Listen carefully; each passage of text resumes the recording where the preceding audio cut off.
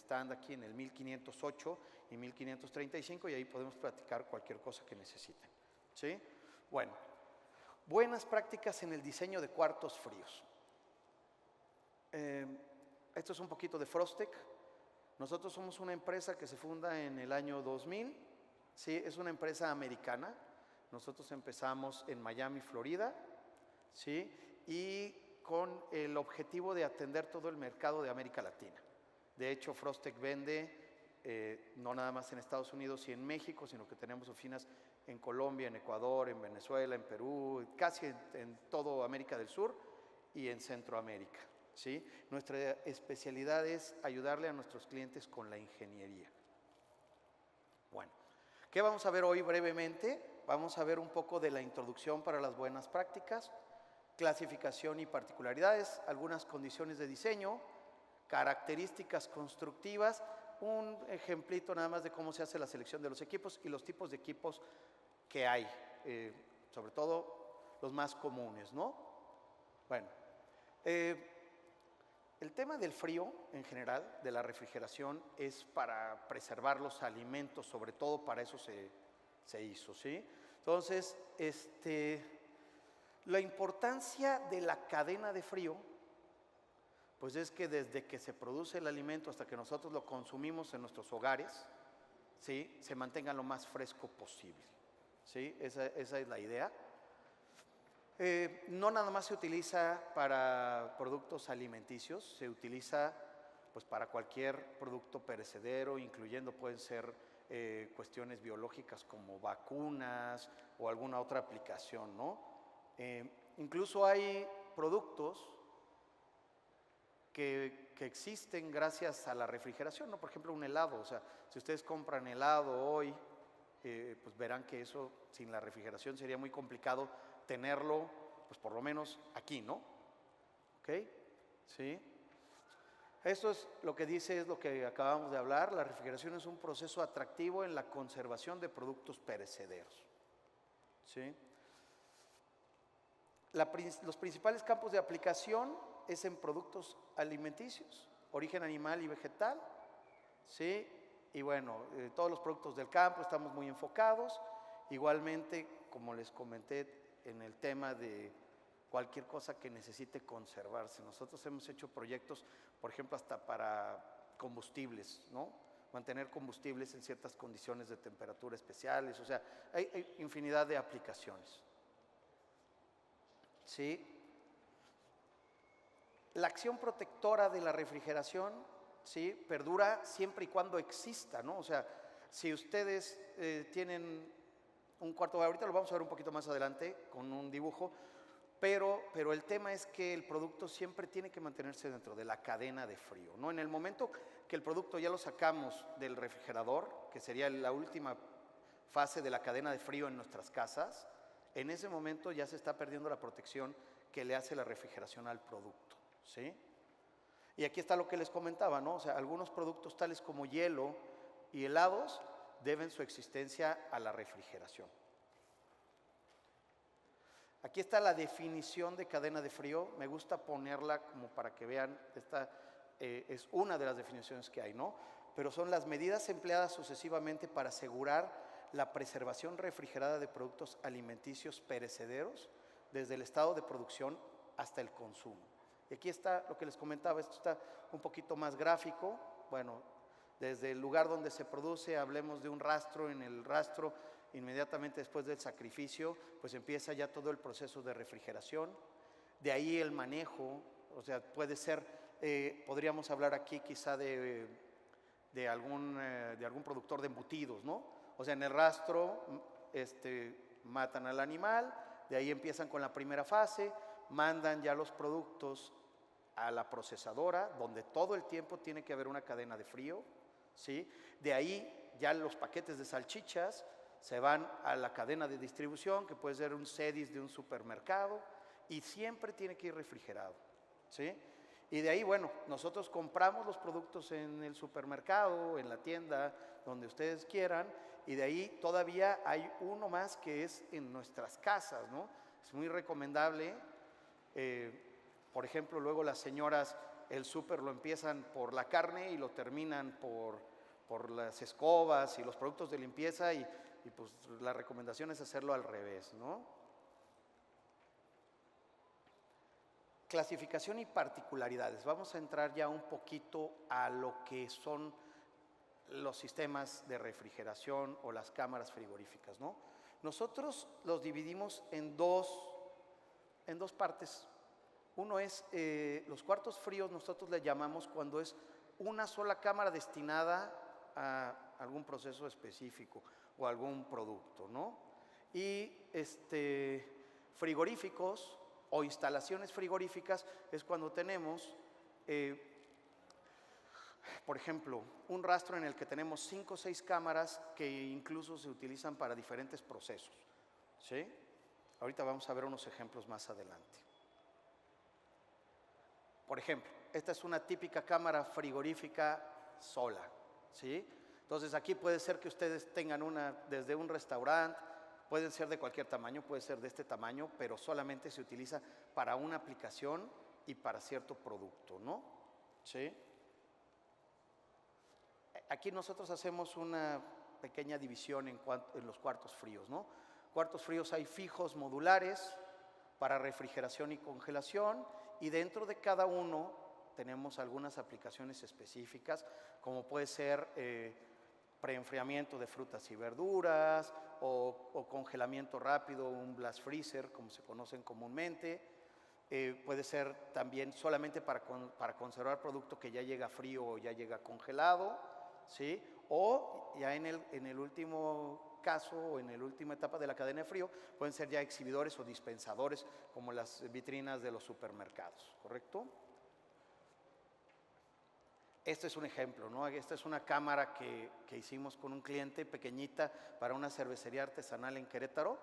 Entonces, es una cámara que solo sirve para enfriar cerveza, esa es su aplicación, una sola cámara para enfriar cerveza, un solo producto, ¿sí? Los frigoríficos que nosotros llamamos, les voy a enseñar la foto, es más bien algo así, ¿no? Si se fijan aquí vemos que hay 3 cámaras, incluso uno marca prefrío 1, prefrío 2, esta puede ser una cámara de conservación, ¿sí?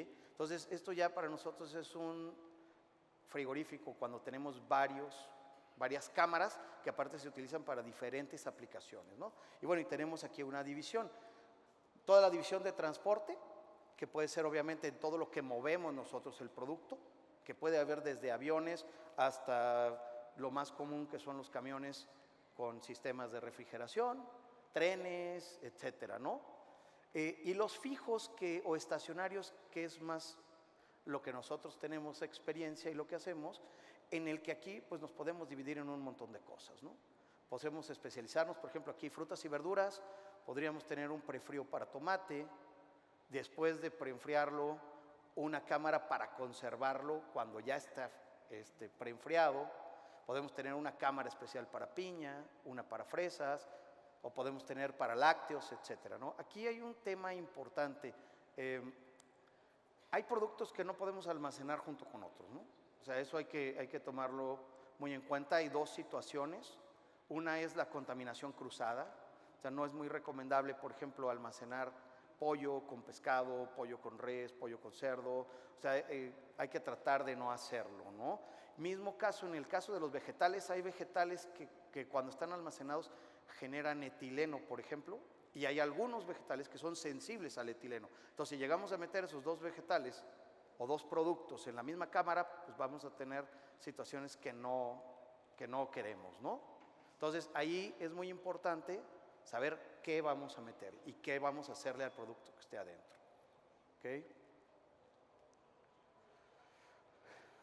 Particularidades. Bueno, esto lo que hablábamos es lo que les decía, ¿no? Aquí no es lo mismo una cámara para madurar plátano que una cámara para almacenar tomate, que una cámara para pescado, ¿sí? Todas tienen condiciones diferentes. Pueden ser temperaturas, pueden ser tiempos, pueden ser incluso hasta temas físicos de almacenamiento. Entonces sí es muy importante que cada cámara seamos lo más específicos posible, ¿sí? Aquí hablamos un poco del tema de la humedad, por ejemplo. O sea, normalmente un sistema de refrigeración seca, ¿no? Es parte de su proceso. Entonces, hay cosas que tenemos que tratar de controlar, como la humedad.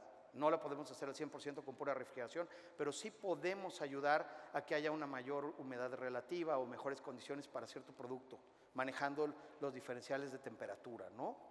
¿Sí? Otra cosa muy importante, por ejemplo, son, aquí menciona grandes volúmenes de manejo de mercancía, ¿no? No es lo mismo tener una camarita pequeña como las que les enseñé para cerveza, donde lo único que meten son barriles con un patín.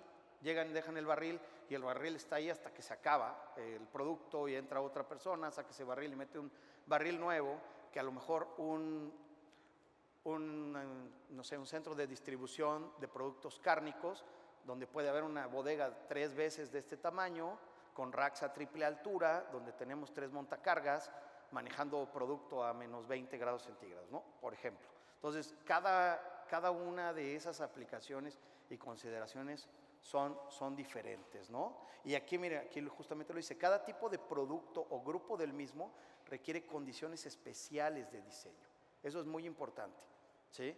De repente hay mucha gente que dice, no, es que la cámara sirve para lo mismo, le puedes meter esto, le puedes meter el otro, y muchas veces no es cierto. Incluso hay productos que son sensibles a ciertas temperaturas, que se deben de almacenar a temperaturas específicas, ¿sí? Un caso, por ejemplo, tomate. El tomate se debe de almacenar entre 10 y 12 grados centígrados, ¿no? Y si tú vas a almacenar espárrago o brócoli, necesitas tenerlo a 0 grados centígrados. Aunque tú puedes modificar las temperaturas de la cámara, las condiciones en las que va a operar son diferentes, ¿sí? Tiene que estar balanceado el sistema de refrigeración para tener las condiciones correctas.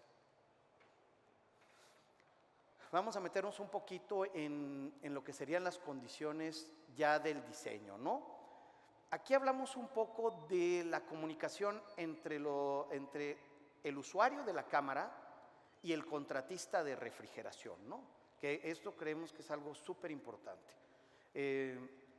Si el contratista no tiene toda la información completa, él no va a poder seleccionarles una cámara correcta, y al rato empieza el problema, es que no enfría, es que no da, y a lo mejor al productor se le olvidó decirle que en lugar de 5 toneladas le iba a meter 10 toneladas y producto de campo a 25 grados centígrados, ¿no? O sea, todo eso es súper importante. Ahorita lo vamos a ver un poquito más detallado, ¿no? Una cosa muy importante es la temperatura ambiente de diseño, ¿no? Entonces, aquí, ¿qué es lo que necesitamos? Pues saber dónde van a estar ubicados, las temperaturas máximas. Para eso ya hay tablas, o sea, no tienen ustedes que investigarlo, simplemente con que le digan al contratista, oye, vamos a estar ubicados en Guadalajara o en tal lugar, bueno, hay tablas, y si no, hay forma de conseguir la información, ¿no? Sí, pero es una de las cosas importantes. Una cámara de refrigeración no se va a comportar igual, no va a dar incluso la misma capacidad en Mérida que aquí en Irapuato. ¿Por qué? Porque allá vamos a tener que condensar, en caso de que sea condensado por aire, a una temperatura mucho más alta que aquí, ¿no? Y eso le quita un poco de eficiencia al equipo, ¿sí?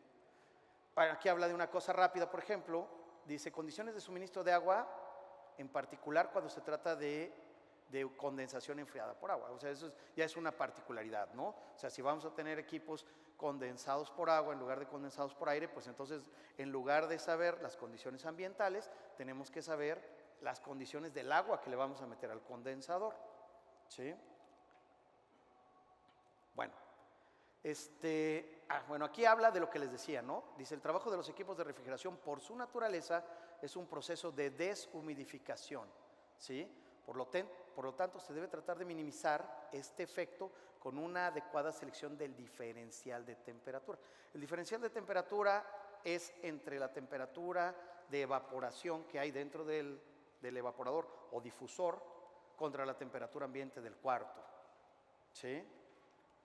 Esta es una tablita nada más, no se ve muy clara, pero lo que viene aquí son diferentes diferenciales de temperatura dependiendo de las aplicaciones, ¿no? Por ejemplo, un caso que es muy común, una sala de proceso, no es correcto hacerla con 10 grados Fahrenheit de diferencial de temperatura, porque entonces vamos a mantener una humedad relativa alta dentro de la cámara, y eso puede ser una condición que no queremos para la gente que tenemos trabajando adentro, ¿no? Entonces, en una sala de proceso, nosotros recomendamos subir el diferencial de temperatura por lo menos a 15, y eso va a generar que tengamos la temperatura deseada, pero un poco menos de humedad dentro de la cámara, y la gente va a trabajar pues un poquito más confortable, si lo podemos decir así, ¿no? Porque pues trabajar a 10 grados, a 8 grados no es muy confortable, pero por lo menos no se van a enfermar tanto porque no hay tanta humedad dentro de la cámara, ¿no? Ese es uno de los ejemplos. Por ejemplo, cuando queremos muchos de las verduras o de productos del campo, queremos que tengan una alta humedad relativa dentro de la cámara para no perder peso. El peso pues es dinero, ¿no? Hay otras que no, o sea, a lo mejor en el tema de hojas, lechugas y tal, a lo mejor queremos que no sea tanto, pero cada producto es diferente, como bien les comento, ¿no? Luego, dimensiones, aislamiento, tipo de construcción, techos, etcétera, ¿no? Aquí habla un poco de que el dimensionamiento juega un papel importante, sí. Aquí es muy importante diseñar correctamente, ¿no? O sea, si ustedes van a almacenar, no es lo mismo diseñar una cámara en la que van a almacenar con racks, ¿sí? O una cámara en la que van a almacenar tarimas en el piso, ¿sí?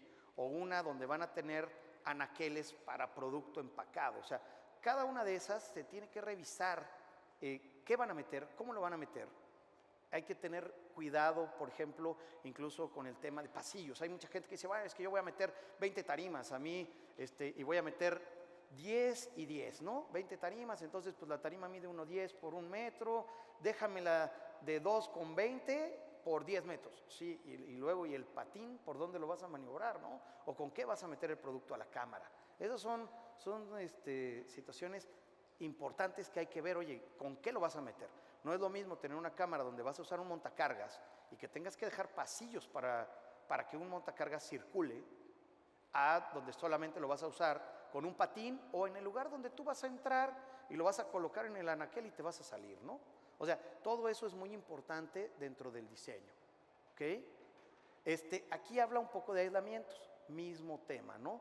O sea, si vas a tener una cámara para refrigeración, vaya, en Toluca, pues a lo mejor vas a necesitar un panel o un sistema, no tiene que ser forzosamente panel, pero vas a necesitar un aislamiento térmico menor que si la cámara la vas a hacer en Hermosillo, ¿sí? Entonces eso también hay que tomarlo en cuenta. En lo estándar hoy en día para cámaras interiores se utiliza sobre todo 2,5 pulgadas para cámaras de refrigeración y 4 pulgadas para cámaras de congelación. Pero eso puede cambiar incluso por alguna norma. Hay clientes que exportan y que su cliente en Estados Unidos o en Europa le dice, no, yo necesito que le pongas de 6 pulgadas. Bueno, al final eso, como les digo, todos estos son trajes a la medida, entonces pues todo esto va a cambiar dependiendo de las necesidades de cada cliente, ¿va? Los techos, este es un tema importante, ¿no? Cuando tenemos cámaras en las que el techo está directamente expuesto al sol, eso tenemos que tomarlo en cuenta en el cálculo de carga térmica, ¿sí? Vamos a tener una carga térmica más grande que cuando tenemos una cámara que está completamente armada dentro de una bodega. Cargas de infiltración, ¿sí? Bueno, las cargas de infiltración al final es todo el aire caliente que de alguna forma se nos va a estar metiendo a la cámara cada vez que nosotros abrimos una puerta, sobre todo una puerta, o tenemos, no sé, hay empresas que producen hielo, que tienen ventanas que todo el tiempo están abiertas, en hielo en barra, por ejemplo, y tienen unas ventanas que todo el día están abiertas, que no tienen puerta, que no tienen nada, por donde ellos están sacando y metiendo el hielo. Bueno, esas cargas hay que tomarlas en cuenta, ¿sí? Aquí dice, bueno, hay que saber, para esto, ¿qué necesitamos saber? Las temperaturas a las que vamos a tener la infiltración de aire. No es lo mismo, les voy a, por ejemplo, a poner un ejemplo. Si esto fuera una cámara de refrigeración, ¿sí? Y nosotros fueran dos, el área de las sillas de este lado y el área de las sillas de este lado son 2 cámaras, y aquí en medio tenemos nosotros un pasillo que está refrigerado. Y de este lado tenemos una salida a la calle y tenemos puertas en ambos lados. Aquí tenemos una puerta, por ejemplo, aquí podríamos tener una puerta corrediza de 2,44 por 3 metros. Cuando abramos esta puerta de aquí, nosotros vamos a tener una infiltración de la temperatura ambiente que tenemos afuera. Si afuera tenemos 25 grados centígrados, bueno, pues lo que vamos a tener es una infiltración de 25 grados centígrados. Sin embargo, cuando abramos la puerta que da al pasillo, pues vamos a tener una infiltración de la temperatura a la que nosotros tengamos controlado el pasillo.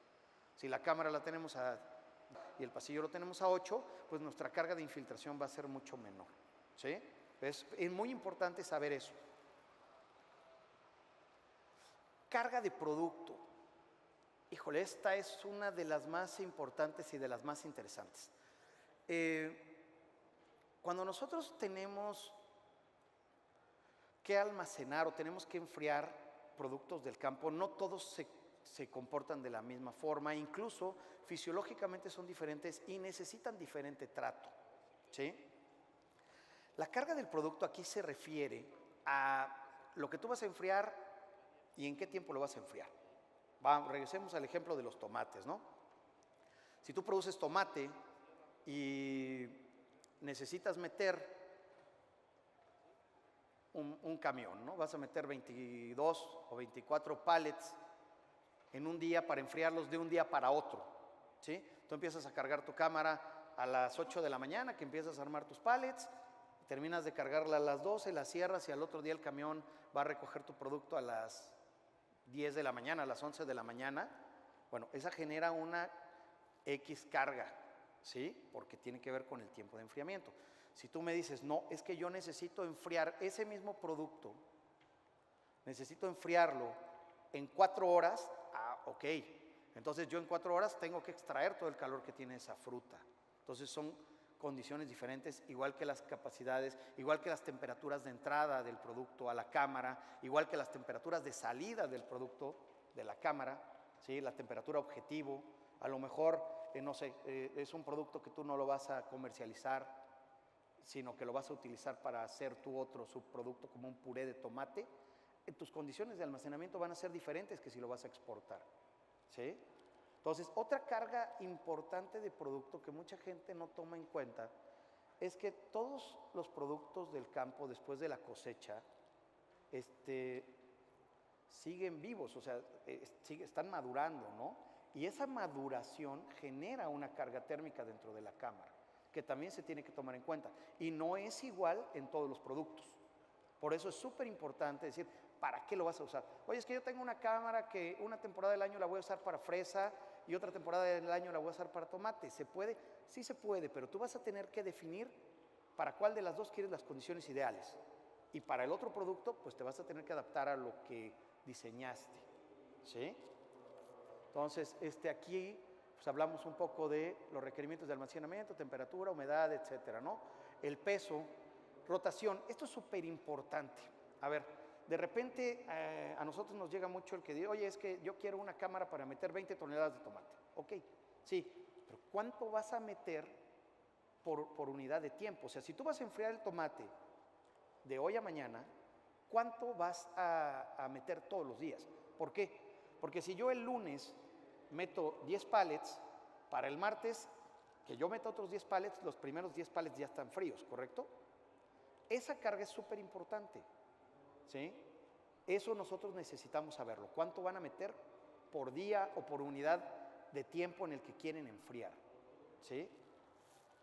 Luego, la temperatura de entrada del producto mismo. No es lo mismo que llegue el producto del campo y lo quieras meter a 25 o a 30 grados centígrados, o que ese producto, por ejemplo, piña, ¿no? Piña, hay muchos productores o empaques que antes de meter la piña a las cámaras y de hacer los pallets, las meten en unas tinas donde les dan como una lavada, pero al final del día ahí pierden 4 o 5 grados centígrados que son muy importantes. Entonces, no es lo mismo meter la piña a 30 grados en un lugar como Ciudad Isla, Veracruz, o a 35, que meterla a 20 porque ya pasó por ese proceso, ¿no? Entonces, es muy importante a qué temperatura vamos a meter el producto. Y la última, lo que les decía, el tiempo de abatimiento. No es lo mismo enfriar 25 pallets de tomate en 24 horas que tener que enfriarlos en 6 horas. Los equipos de refrigeración van a ser mucho más grandes, ¿sí? Otras cargas.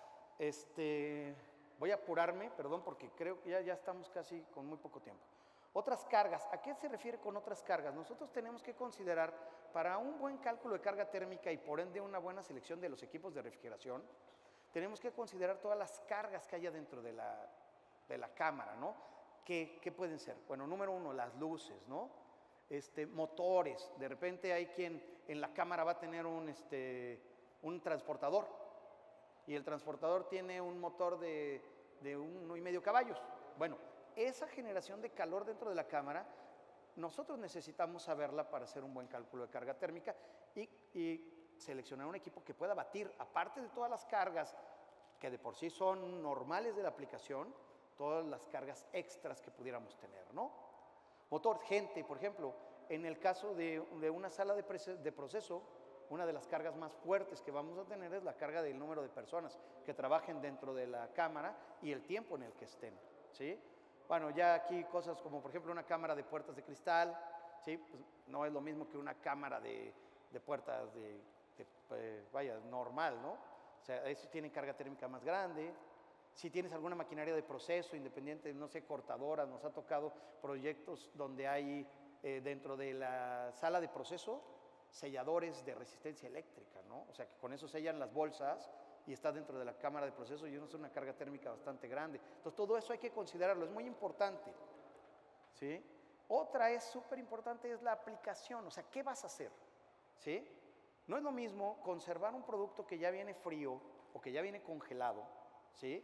Que tener que enfriarlo o tener que congelarlo, y no es lo mismo tener que enfriarlo o congelarlo en 2 o 3 horas que tener que enfriarlo o congelarlo en 24 horas, ¿no? Entonces, eso es súper importante. ¿Para qué vamos a usarla? ¿Para qué va a servir? ¿Sí? O si es una sala de proceso, ¿sí? Aquí, por ejemplo, tenemos aplicaciones eso, hasta ya puertas de autoservicio, cámaras en las que los clientes entran directamente a sacar los productos. O sea, todo es muy importante saber en qué se va a usar para que se hagan el diseño adecuado, ¿no?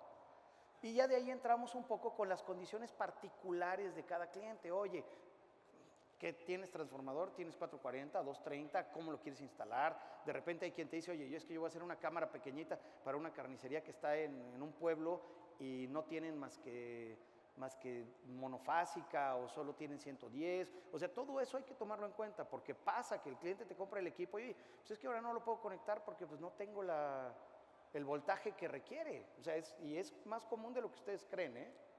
¿Sí? Entonces vale la pena eso, ver que el cliente nos dé, hablando del contratista, tratar de que el cliente nos dé la información completa. Y en el caso de ustedes como productores, dársela completa al contratista. Oye, yo solo tengo este voltaje, o yo solo tengo capacidad en mi transformador para esto, ¿no? ¿Cuánto me va a consumir el equipo que me estás ofreciendo? ¿Sí? Tipo de equipo deseado por el usuario, ¿no? Aquí hay usuarios ya muy experimentados que te dicen, oye, es que yo solo quiero compresores de tal marca. ¿Por qué? Porque yo esos tengo en toda mi planta y pues a mí me gustan, ya tengo 1 o 2 de repuesto y yo prefiero que todo esté homologado a lo mismo. Oye, ¿sabes qué? Yo prefiero, para este proyecto hay 2 o 3 opciones, bueno, a mí ponme evaporadores de este tipo, o en lugar de unidades condensadoras, ¿por qué no hacemos un rack? Vaya, hay muchas formas diferentes, ¿no? Incluso hasta el tipo de mantenimiento, oye, ¿cuál lleva más mantenimiento, cuál menos? Son decisiones ya del cliente, ¿no? Diseño de flexibilidad. Esto es algo que yo les sugiero mucho que evalúen. En el caso de muchos productores, empaques, etcétera, normalmente ustedes dicen, oye, hoy en día yo necesito almacenar 20 toneladas de fresa. Sí. ¿Cómo va tu negocio? ¿Cuánto vas a almacenar el año que entra? ¿Sí? Piénsenlo. ¿Por qué? Porque no digo que compren un equipo sobrado, para nada. Compren lo correcto, pero visualizando el crecimiento. ¿Sí? Eso pasa muchísimo, ¿eh? Oye, ¿te acuerdas la cámara que hicimos el año pasado? Sí, ¿qué crees? Ahora necesito ampliarla, pero la dejé pegada a esta pared y pues ya no tengo dónde. Bueno, pues fue algo que no se consideró en su momento, no el crecimiento. Entonces yo sí les sugiero que todo eso lo consideren. Otra cosa, oye, es que fíjate que ahorita estoy rentando mi bodega y muy posiblemente dentro de 1 o 2 años voy a comprar una bodega y me voy a mover. ¿Qué me sugieres? Ah, ok, mira, hazla de este tipo de panel, o mira, hay estas ventajas y estas desventajas de hacerlo así o asado. Todo eso vale la pena tomarlo en cuenta, ¿sí? Regulaciones del gobierno, incluso aquí entra mucho, aquí asuntos de control de calidad. Los que exportan saben que muchas de las reglas las pone su cliente, ¿no? Oye, yo quiero esto, yo quiero que tengas el producto a tal temperatura y necesito que esté con estas condiciones. Todo eso hay que compartirlo con el contratista y hay que evaluarlo. ¿Por qué? Porque un proyecto de refrigeración no nos vamos a gastar 20 pesos. O sea, un proyecto de refrigeración, vaya, es un costo alto, ¿no? O sea, te vas a gastar 300, 400, 500 mil pesos, 5 millones, dependiendo de lo que vayas a hacer. Entonces vale la pena analizar hacia dónde vamos con esto, ¿ok? Luego, expansiones futuras, lo mismo que hablaba, flexibilidad, etcétera, ¿no? ¿Dónde estás ubicado? Si hay un anteproyecto, siempre es bueno ya tener planeado el crecimiento, ubicaciones de las máquinas, eso también es muy importante. Y es que yo quiero mi cámara aquí, ¿sí? ¿Y dónde vamos a poner la unidad condensadora? Es que no se puede.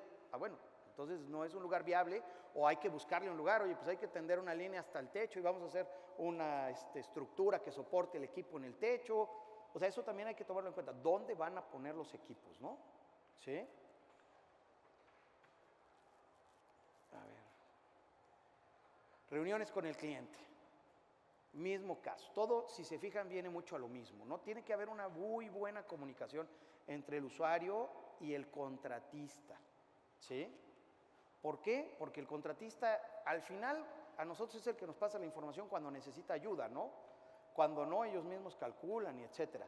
Pero si ellos no tienen los datos completos, va a haber errores. Y el error puede ser un proyecto más caro o más barato que no sirva o que esté excedido, y tampoco queremos gastar pues más energía eléctrica de lo que necesitamos, ¿no? Entonces es muy importante que todos los datos sean lo más atinados posibles, ¿ok? Bueno, reuniones con clientes, hay que ver, por ejemplo, esa es otra cosa rapidísima. ¿Cuál es tu intención? Oye, yo voy a poner una cámara de refrigeración porque tengo mucha merma. Ok, sale, ese es tu objetivo. Entonces vamos a tratar de diseñar lo ideal para que tú bajes tu merma. Hay que revisar qué específicamente. Oye, es que lo mío no es la merma, lo mío es que yo necesito ahorro energético, porque estoy en un programa del gobierno o me metí a los bonos de carbón. Es que yo necesito ahorro energético. Ok, entonces a ver, vamos a enfocarnos siempre a qué es lo que tú quieres, a lo que sea más importante para ti, ¿sí? Características constructivas, aquí nos vamos a ir rápido. Bueno, estas son unas fotos rapiditas ahí de cómo van armando los paneles y cómo fijan el piso, etcétera. Algunos equipos colgados en una cámara que ya se está terminando. Aquí está ya el vano de la puerta para montarla, los evaporadores o difusores ya colgados, ¿sí? Lo que les decía, ¿no? O sea, no es lo mismo, por ejemplo, en esta cámara pues van a almacenar producto que llega en camiones y lo van a meter con tarimas nada más, ¿eh? Y en esta no, en esta van a almacenar con racks. Eso son dos cosas diferentes, ¿sí? Bueno, tipo de equipos. Aquí vemos algunos, incluso se pueden hacer diseños especiales dependiendo de las aplicaciones.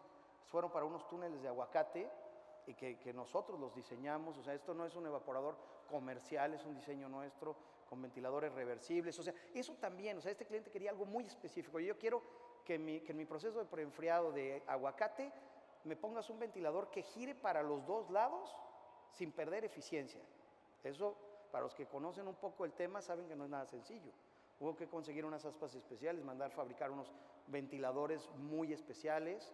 Entonces, pero se puede hacer, ¿no? Al final, si el cliente lo pide y lo paga, se puede hacer, ¿sí?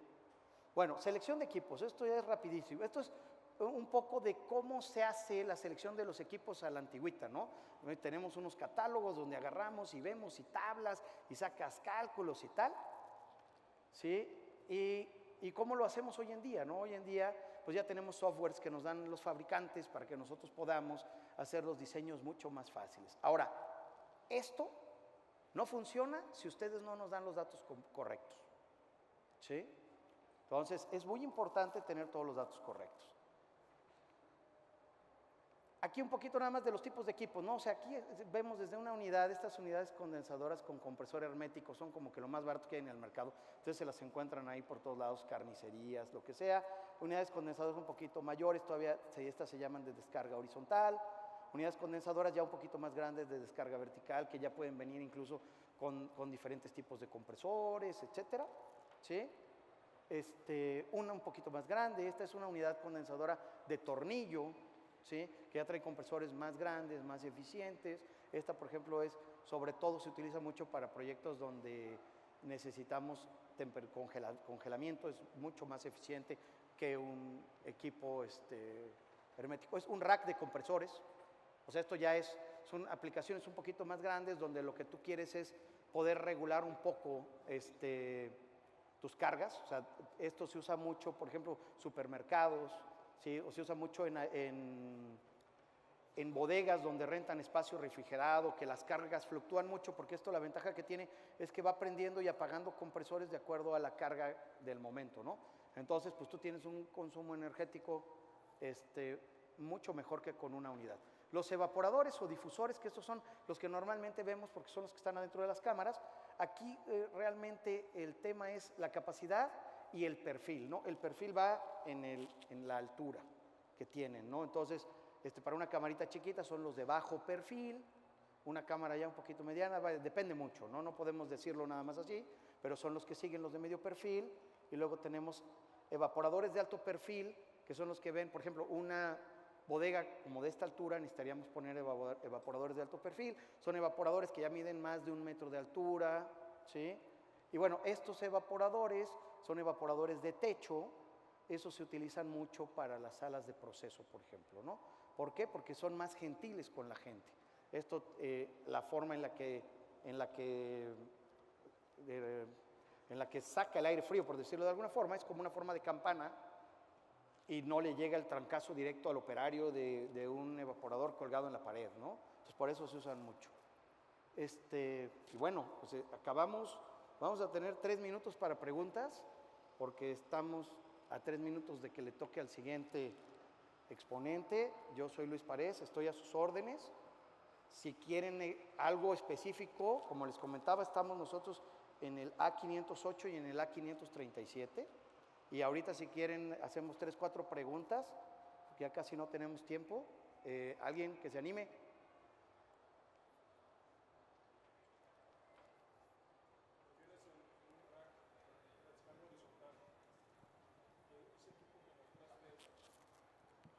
El equipo que mostraste, el condensador, enfriado por aire, ese es a la izquierda. Sí. Veo que descargas hacia abajo. Cuando lo pones en rack hay problemas con bypass, ¿no? No, mira, descarga horizontalmente. O sea, Sí, si tú lo vieras como sí. una lavadora, va a tirar el aire para allá. Me refiero cuando lo pones en rack, uno arriba y uno abajo. Sí, no debe de ser. O sea, ese tiene que ir montado así.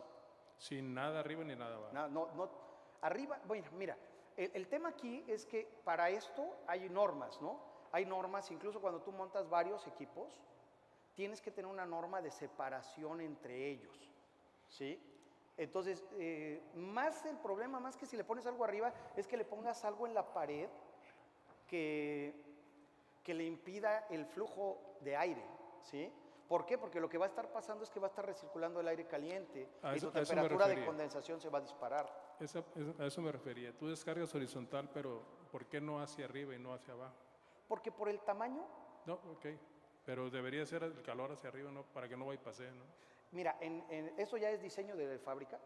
Eso, por ejemplo, las ya un poquito más grandes como vertical, esta, aquí ves eficiente. que tiene la descarga hacia arriba. En las pequeñas es incluso hasta por cuestiones, si nosotros pusiéramos la descarga hacia arriba, y ya me estoy metiendo en cosas que no me tocan porque eso es diseño de fábrica, pero vaya, como nada más por un poquito de lo que conocemos nosotros, si nosotros pusiéramos la descarga hacia arriba haríamos una unidad como muy alta, ¿sí? Porque el ventilador tendría que ir en la parte de arriba. Sí se puede hacer, ¿eh? O sea, sí se puede hacer, pero por diseño, como que de todas formas tendrías el mismo tamaño, pero la tendrías que hacer más alta. Y posiblemente incluso hasta para el mantenimiento y eso sea un poquito más complicado. Ahora, igual te lo repito, eso pues ya son diseño de la fábrica, nosotros no diseñamos esos equipos. Gracias. ¿Sí? No, de nada. ¿Alguna otra pregunta? Tenemos 1 minuto. ¿Alguien que se anime?